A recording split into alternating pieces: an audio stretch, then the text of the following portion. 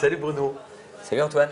Alors on se retrouve, on s'est déjà rencontrés sur une nouvelle cave, Oui. c'était du côté d'Estiendorf. Et là on va parler d'un projet qu'on avait juste effleuré, c'était ta participation à une aventure qui s'appelle Bibovino. Ouais. Voilà, on est tout de suite dans le vif du sujet, on n'a pas de bouteille, c'est carré, ça fait 1,5 litre ou ça fait 3 litres. Bon, on connaît tous, hein, c'est ce qu'on appelle dans le jargon un bib, Ouais. un bag-in-box, hein, Voilà. qui n'a pas très bonne presse quand même. Au départ, quand même, dans le milieu des amateurs du vin, c'est pas évident de dire je vais vous faire goûter un bon vin en bag-in-box. Qu'est-ce qui t'a pris de partir sur cette aventure? En fait, ça fait longtemps que je m'intéressais à ce concept parce que, évidemment, on l'a vu arriver comme toujours. Hein, tous les nouveaux contenants dans le vin, mais dans tout, mais dans le vin particulièrement, sont d'abord utilisés par ceux qui ont trop de vin. Hein. Donc il y a une opportunité évidemment d'un nouveau marché, d'un nouveau contenant qui va développer des ventes. Le vin de campeur. Voilà. Hein, voilà. C'est pas des mecs qui fait des super chambertins qui ont un contingentement total qui va se pencher sur l'histoire du bib. Alors qu'est-ce qu'il a de nouveau? Qu'est-ce qu'il a de particulier? Alors nous on n'a rien inventé sur le plan technique. Hein. On a inventé sur le plan, pas sur le plan de l'objet. L'objet lui-même, on a pris ce qui existait. Donc c'est une poche, parlons un peu de l'objet. C'est une poche. C'est une poche. En quoi? Qui est en un polymère qui va s'écraser, qui est tellement souple qu'elle va s'écraser au fur et à mesure qu'on vide le bib. C'est ça. Et ce qui va permettre de garder le vin. Il y a un vide permanent. Il y a un vide permanent. Il faut vraiment arriver sur les dernières gouttes pour qu'il y ait un petit peu d'air qui remonte dans le robinet, ce qui est la différence par rapport au cubi où il y avait l'air qui remontait. Donc ça, c'était vraiment la révolution. À l'époque, ça a 40 ans, la technique a 40 ans, mais malheureusement, elle a tout de suite été utilisée par de l'opportunisme, de l'industrie, des vins bas de gamme. Et moi, ça m'intéressait de regarder cet objet. Je me disais, c'est un peu l'outre à vin, c'est un peu le retour à l'outre. Hein. Donc, le bourreau espagnol. Voilà, c'était un peu excitant. Mais bon, les vins sont bu aujourd'hui. 90% des vins sont bu 5, 6, 10 mois après la mise en bouteille. Très jeune. Très jeune. Donc, en fait, la bouteille, qui est un produit qui consomme beaucoup d'énergie, c'est quand même un peu compliqué. Donc le bib, évidemment, c'est une vraie révolution. Écologiquement, parce que tu sais, vous avez une campagne de publicité hein, qu'on voit sur les réseaux sociaux, et moi je regarde les commentaires du monde du vin, mais Bruno Cugnot, il s'est perdu dans cette aventure, lui qui était un défenseur, le chantre des grands vins bio et tout, qu'est-ce qu'il peut faire dans cette aventure? Et il y a toujours une critique écologique en disant, c'est pas très écologique comme contenant. Ta réponse? Alors, de toute façon, déjà, aucun contenant n'est écologique aujourd'hui. Hein. La bouteille, c'est une catastrophe parce que le recyclage de la bouteille, on n'en parle pas, c'est 1800 degrés, donc en termes d'énergie, c'est colossal. La bouteille, ça consomme de l'énergie parce que quand on transporte 1 litre de vin, on transporte 2 kilos. Hein. Donc nous, on le voit bien avec Internet, où le bib, c'est fabuleux. Oui, ça vite, ça pèse quoi de...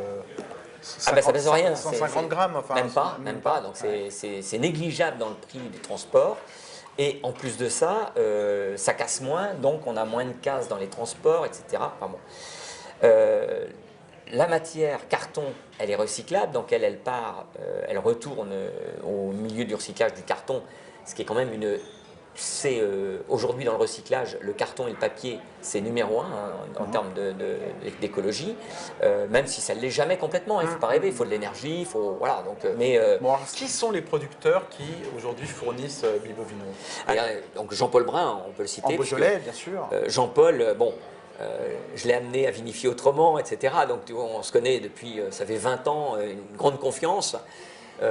Château Sainte-Marie, Mathias Levron en Château de Parnay, Scamandre, on parlait de Scamandre tout à l'heure, quand j'en ai parlé à Stéphane Beuret qui me dit c'est génial ton idée, c'est génial de mettre du très bon vin en bib. Puis il y a aussi ce fait de ne pas ouvrir une bouteille. Parce que des fois, il y a un petit côté un peu culpabilisant de dire « Oh, je trouve tout ça ouvrir une bouteille. Voilà. Donc t'oses pas. T'oses pas. Et là, c'est le verre. Ça peut être piégeux parce que tu peux descendre 1,5 litre pour descendre 75 centilitres. Il n'y a pas de jauge. Il n'y a pas de jauge. Il n'y a pas de jauge. Mais il n'y a pas de culpabilité. Donc c'est impeccable. Alors, on va terminer sur une question super pratique. Là, je viens de goûter, donc c'est le Scamandre blanc. Oui. On nous a servi. J'ai demandé la date d'ouverture. Ça fait une semaine.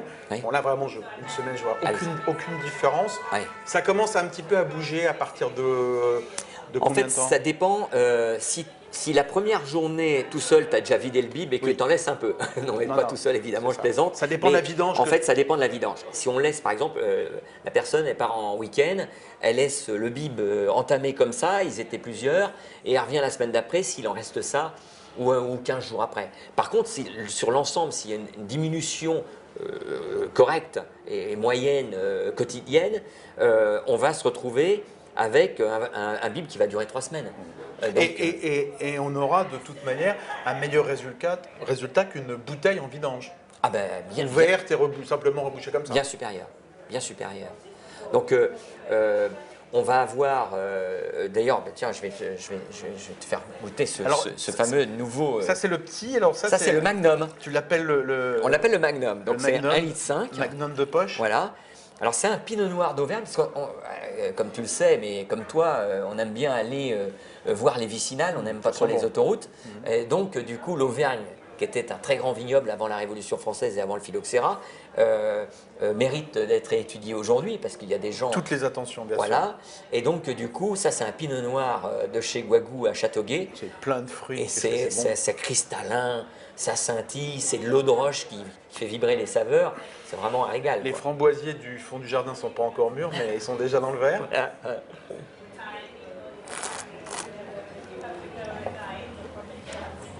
Ah, c'est chouette, ça. Ça coûte combien? Ça coûte 23 €. 23 €, d'accord. Voilà. Allez, Donc, l'équivalent C'est un beau bouteille, pinot. c'est 11,50. 11,50. C'est un beau pinot. Il y a du terroir, parce que Ah, le du pinot est terroir. transformé par le terroir. On a vraiment les granites, le grain, voilà, mélange de schiste et de granit, alors un petit peu. Dernier point, là on est dans une boutique à Paris, dans le 3e rue Charlot, où il n'y a que ça, on peut venir goûter au verre. Sinon, ça s'est diffusé, tu le distribues, il y a des revendeurs de Bibovino. Il y a des franchises, il y a des magasins qui sont dans différentes villes. Il y en a à l'étranger, pas mal. On est diffusé à l'étranger, notamment à Taïwan, dans des magasins de luxe, où celles-là, c'est des corners, c'est pas des bars à vin. En France, c'est plutôt des bars à vin cave. Voilà. Et puis le site internet, où on peut commander en direct, en ligne. Voilà, c'est facile. C'est la saison en plus. Bon, Voilà. alors, je vais faire un bon usage. Merci Bruno. Chine, tiens, Chine. Antoine.